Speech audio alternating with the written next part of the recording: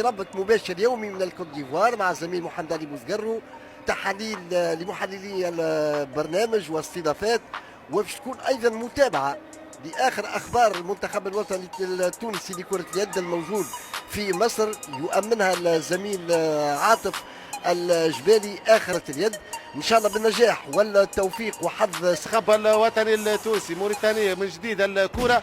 قلت ترجع الكره موريتانيه وتخرج تمام جديد للنعيمة السليتي، ولكن رايت يرجع الكرة إلى علي العابدي. علي العابدي التوزيع وتقسل نعيمة السليتي يرفع الكرة وكرة على القام.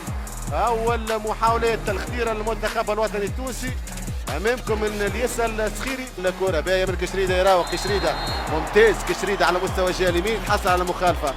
وجدي كشريدة محترف التروميتوس اليوناني أمامكم على الصورة. الإعادة لفنيات وجدي كشريدة والمراوغ.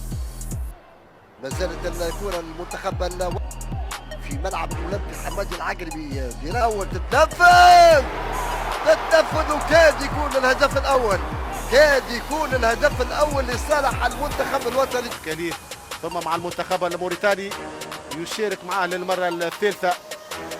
كرة للمنتخب الموريتاني، تصويبة خطيرة خطيرة من أبو بكر كويتا. أبو بكر كويتا المحترف في الدوري البلجيكي، وأمامكم على السوق طالب للمنتخب. وهذه فرصة محمد علي بن رمضان، محمد علي بن رمضان وكرة خطيرة للمنتخب الوطني التونسي. من جانب منتخبنا سيف الله لطيف جديد، لأنه الأداء ماناش نكونوا سلبيين. لعب بالمخالفة في القائم الثاني يخرج الحارس. حضرين للمنتخب الوطني التونسي وأداء إلى حد ممكن بدخول يوسف المساكي وسيف الله لطيف. أسماء 8 ملاعبية من البطولة التونسية. الكرة الحاجبة يدور بالكرة ويتحصل على مخالفة. تقريبا أداء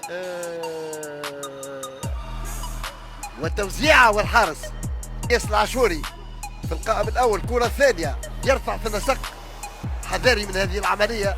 بشير بن سعيد حذاري بمثل هذه الطيف، يحذر الكرة ما توصلش الكرة دخلت ثقة في روحه المنتخب الموريتاني، سدد لكن جات على الساق.